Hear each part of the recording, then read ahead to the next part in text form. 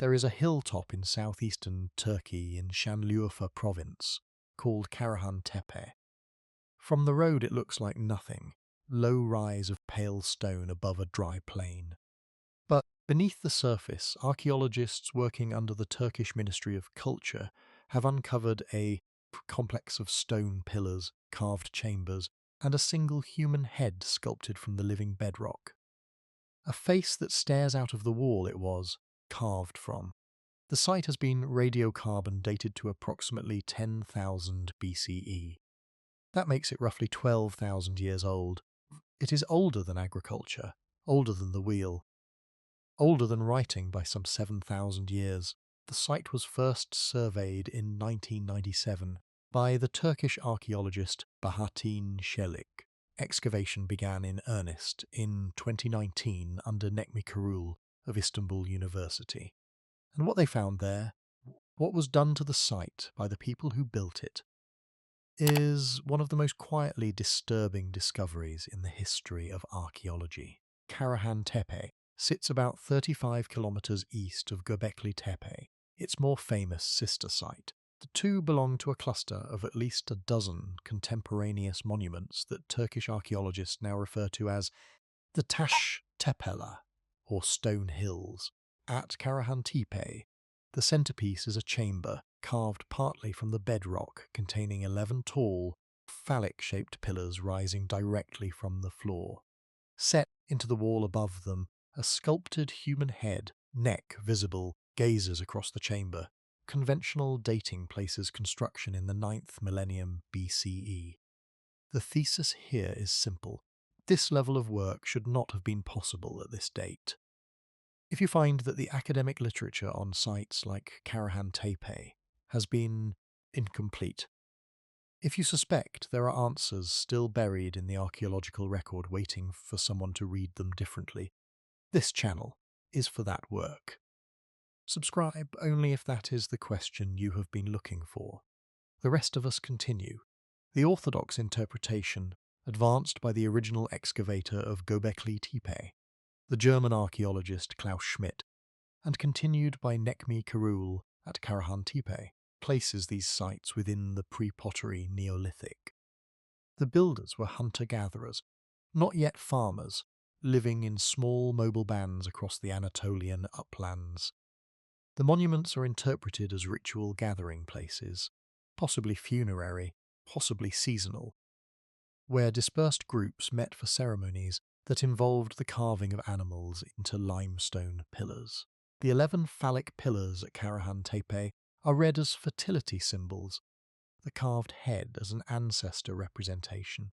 The conventional view holds that these sites represent the earliest known monumental religion, predating cities and agriculture, and that ritual, not farming, may have been the original engine of human settlement. But there is a detail in the published archaeology that the conventional interpretation does not comfortably explain. Both Göbekli Tepe and Karahan Tepe were not abandoned. They were buried, deliberately, by people who built them. The pillared chambers were filled in with packed earth, stone, and animal bone, covered over, so that nothing remained visible on the surface. Klaus Schmidt documented this for Göbekli Tepe in publications running from the late 1990s through 2012, before his death in 2014. The Karahan Tepe excavations have confirmed the same pattern. British journalist and researcher Graham Hancock, in his book Magicians of the Gods, published in 2015, drew attention to a specific correlation. The construction of these sites coincides with the end of a climatic episode known to geologists as the Younger Dryas, a sudden severe cooling event that lasted from approximately 10,900 BCE to approximately 9,700 BCE. Hancock is not an archaeologist. He is a journalist. But the geological data on the Younger Dryas is mainstream. The question he raises is straightforward. Why would the builders of the oldest known temples on Earth deliberately bury their own monuments? The burial was deliberate, and if the timing aligns with a known global climate catastrophe, then the conventional story of these sites needs revision in at least three ways. The first revision concerns capability, carving an 11-pillar chamber from the living bedrock of a Turkish hilltop, transporting tonnage in limestone, sculpting figurative human and animal forms with anatomical precision. This is not the labour signature of small mobile foraging bands. It is the labour signature of an organised society, with division of work, with surplus, with planning across generations. The second revision concerns chronology. The mainstream timeline places the rise of complex society after the agricultural revolution in the 6th or 5th millennium BCE in Mesopotamia. Karahan Tepe pushes that date backward by several thousand years. Complex organisation existed at 10,000 BCE in southeastern Turkey. Then the standard sequence. Agriculture first, then cities, then religion is reversed. The third revision concerns memory. The Sumerians, who wrote the earliest known historical texts, roughly 7,000 years after Karahan Tepe was buried, claimed in their own records that civilization had been given to them by beings they called the Anunnaki, who descended in the time before the flood. The Sumerian king list, held at the Ashmolean Museum in Oxford, England, names 8 kings who reigned before the flood for a combined 241,200 years. Numbers themselves are mythological. The structure of the claim that there was an advanced civilization before a catastrophe, that what came after was a reconstruction, is more difficult to dismiss when the physical record at Karahan Tepe shows monumental work 12,000 years old, deliberately buried by people the mainstream calls hunter-gatherers. If you want to check any of this, the site is open to visitors and the radiocarbon data is in the published literature. The Şanlıurfa Archaeology Museum holds many of the smaller finds. The pillared chamber itself is in situ, under a protective cover on a hilltop you can drive to. None of this is hidden.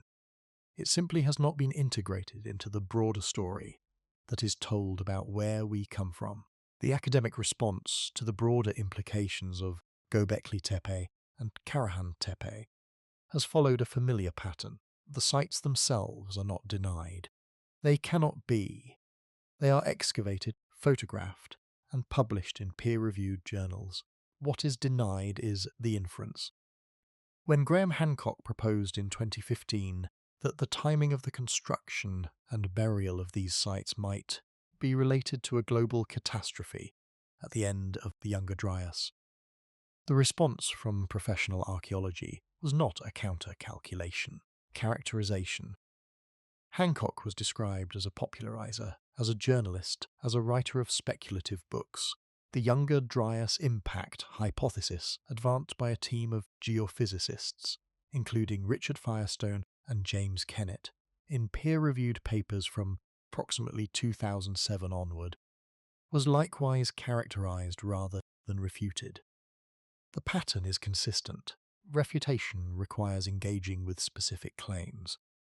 Dismissal requires only a characterization. No peer-reviewed paper has yet published a counter-explanation for the deliberate burial of the stone hills, sites that fully accounts for the timing, the scale, and the cross-site consistency. The standard explanation, that the burial was a ritual closure of a sacred space, describes the action but does not explain the choice. Ritual closure of a single building is common in the archaeological record. The simultaneous, planned burial of multiple monumental complexes across a region is not. The academic response to this question has been essentially silence followed by dismissal of those who ask it. The sites remain, the question remains, the literature on it remains thin. To understand what is strange about Karahan Tepe, it helps to picture the world in which it was built. 12,000 years ago, the last ice age was ending. Glaciers that had covered much of northern Europe and North America were in retreat. Sea levels were rising. By the time the retreat completed, they would rise by approximately 120 meters. drowning coastlines that had been habitable for tens of thousands of years.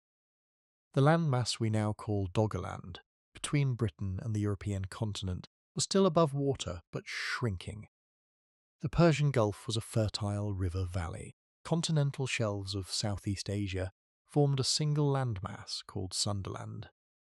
Much of what early humans had built, if they had built anything along those coastlines, is now under the sea. In this world on a limestone ridge in what is now southeastern Turkey, a group of people quarried bedrock. They cut benches and chambers into stone.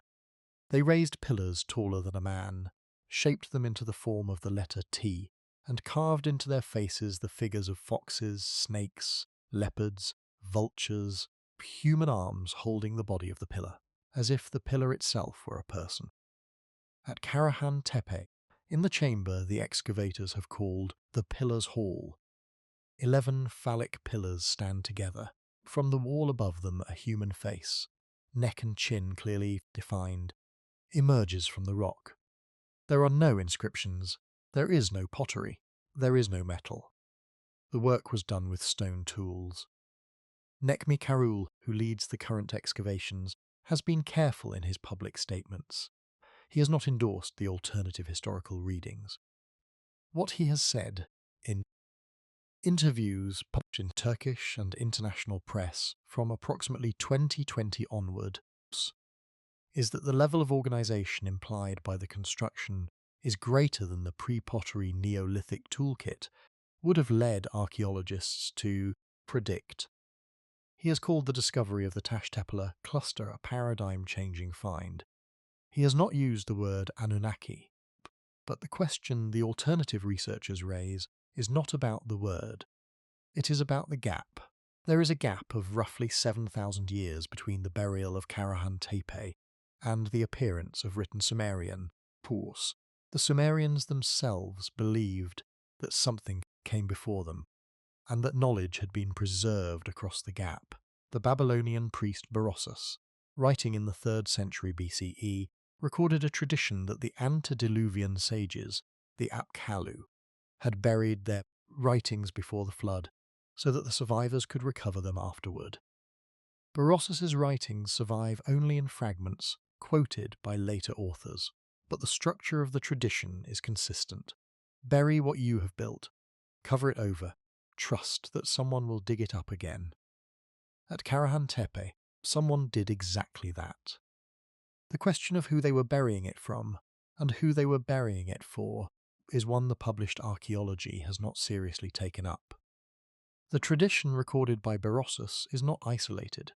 The Hindu Vedas, whose oldest layer, Rigveda, was orally composed in approximately the 2nd millennium BCE, and preserves traditions believed to be considerably older, describe a sequence of world ages and a great flood from which the sage Manu was warned in advance by a divine being, instructed to build a vessel, and saved along with the seeds of all knowledge.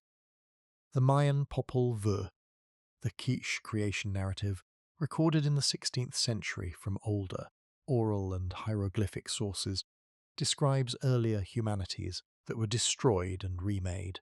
The Hopi creation traditions of the American Southwest describe successive worlds, the third of which was destroyed by water, with knowledge preserved by those who emerged into the next. The Book of Enoch, preserved in the Ethiopian Orthodox canon, and known in fragments from the Dead Sea Scrolls, describes beings called Watchers, who descended from the heavens, taught forbidden arts to humanity, and were destroyed in a cataclysm, leaving behind a fragmented inheritance. The conventional explanation for these correspondences is diffusion or shared psychological archetypes. The objection to that explanation is specificity. The traditions do not merely describe a flood, they describe a deliberate preservation of knowledge across the flood. That is a narrower claim. It is the claim that physical things were buried before the disaster in order to be found after. The pillared chambers of Karahan Tepe, buried under packed fill at the end of the Younger Dryas, fit the description with a precision that has not been adequately addressed in the published literature. The strongest objection to this reading comes from the mainstream archaeologists themselves. They argue that ritual burial of sacred structures is a well-documented practice across the Neolithic Near East. Many sites were closed, filled, covered. The phenomenon is not unique to the Taş Tepeler. They further argue that the labour required to build Karahan Tepe, while substantial, is within the range possible for cooperating hunter-gatherer bands working seasonally over decades. This is a serious argument. It has been made by serious people. What it does not account for is the regional simultaneity of the burials, the choice to bury at the precise climatic inflection point of the late Younger Dryas, and the consistency of the burial pattern across multiple sites located several days' walk apart. On those three specific points, the debate remains genuinely unresolved.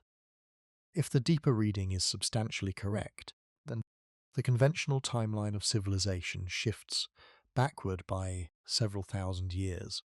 The standard account of Sumerian origins becomes a recovery story rather than an origin story.